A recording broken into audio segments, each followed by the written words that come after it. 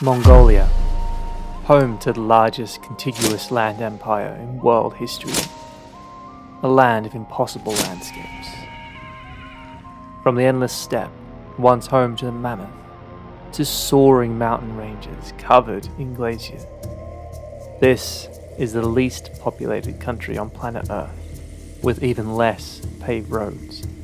This is my journey across 24 days in some of the harshest landscapes known to man. Let's begin.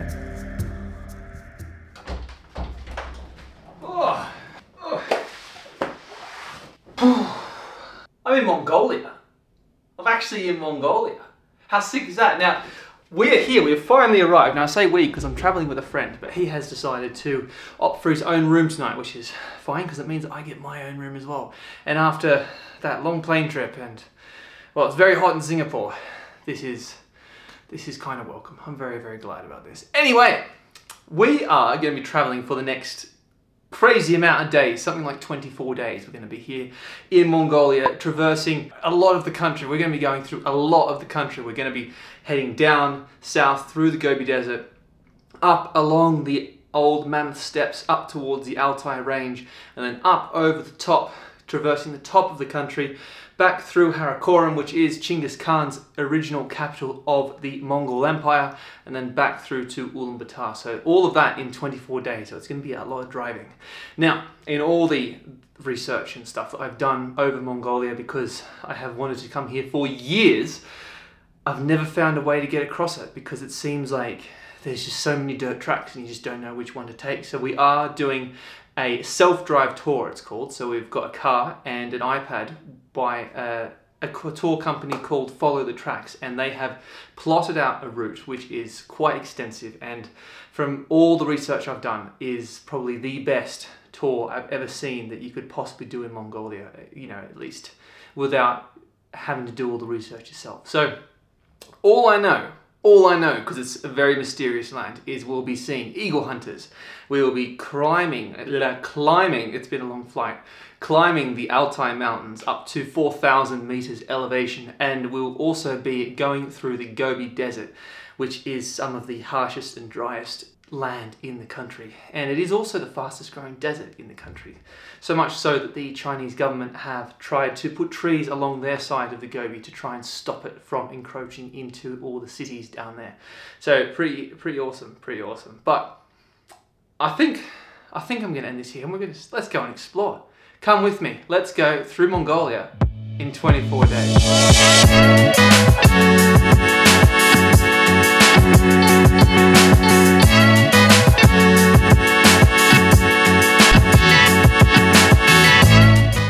Coming out of the gates of Ulaanbaatar, the first thing we noticed was just how big this landscape is, how vast its plains are, and just how incredibly different this is to anything we've ever seen.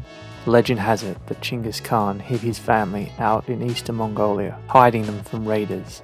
His grave, to this day, is still undiscovered, and many across the country prefer to stay like this, as Genghis has more of a godlike reverence than human. I tell you what, it is crazy, like you're just driving along vast plains of nothing for hours, and then all of a sudden, boom!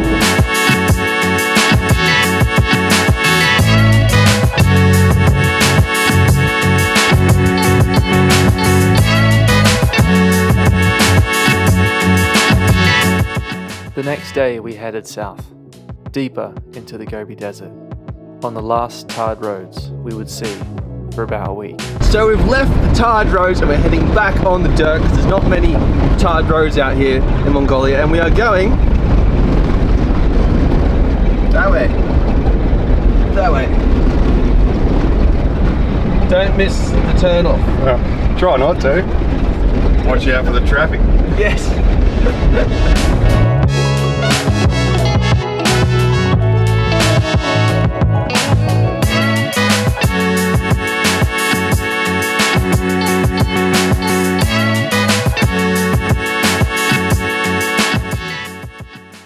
Just pulled off to get like a bit of a stretch, because man, these roads are just, oh, they jar you. I tell you what, there's so much just bumpiness, but man, just This landscape is, I've never seen anything so bloody stunning in my life.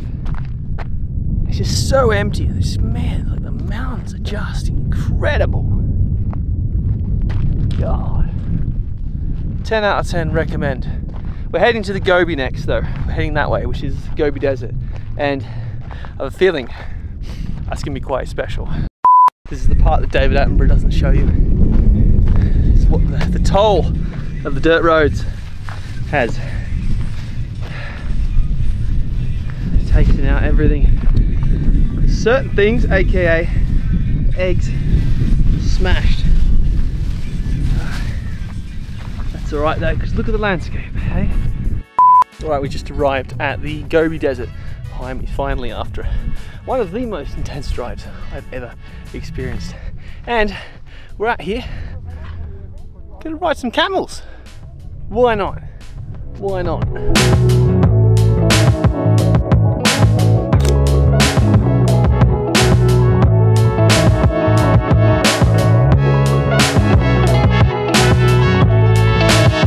feel like the camels are judging me. Oh, Humphrey.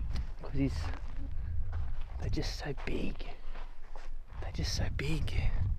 A bit discerning. It's like why are you talking to the camera, mate?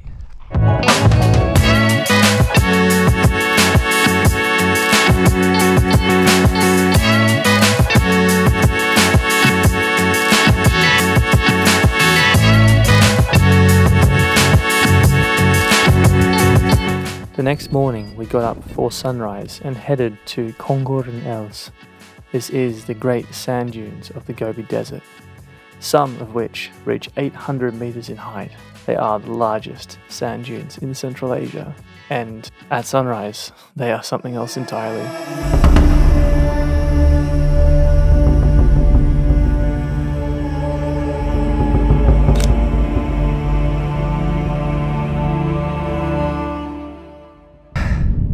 So I made it to the top of the Great Dune in the Gobi Desert, and this is the fastest growing desert in the world. So much so that on the Chinese side, probably not that way, I think that's the Russian side, but on the Chinese side, that way, they're planting trees to try and stop this desert encroaching further and further to the cities and all the townships where the people live. But man, God almighty, you can see how beautiful this is. It's just incredible just to be up here for sunrise. God, I'm so happy.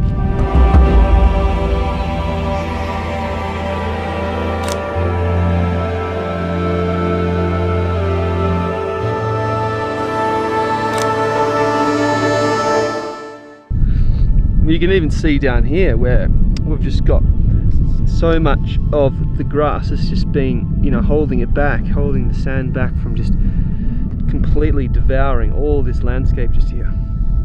That's quite incredible. It is quite incredible just to be up on the top of it all.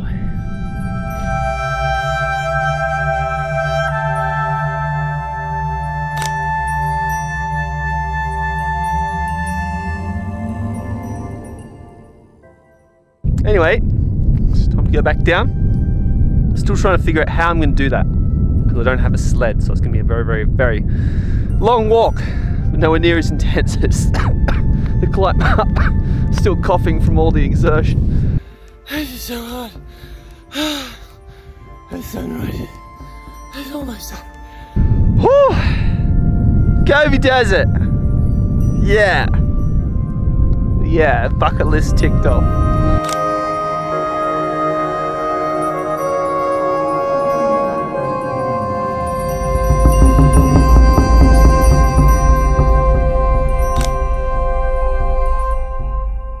From here, all roads point west.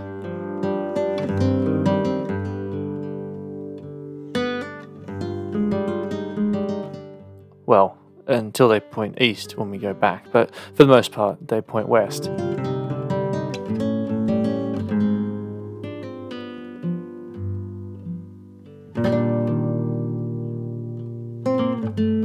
And the west is full of eagle hunters, volcanoes, glaciers, and oh, just you wait. Make sure to tune in for part 2. You're not going to want to miss this one.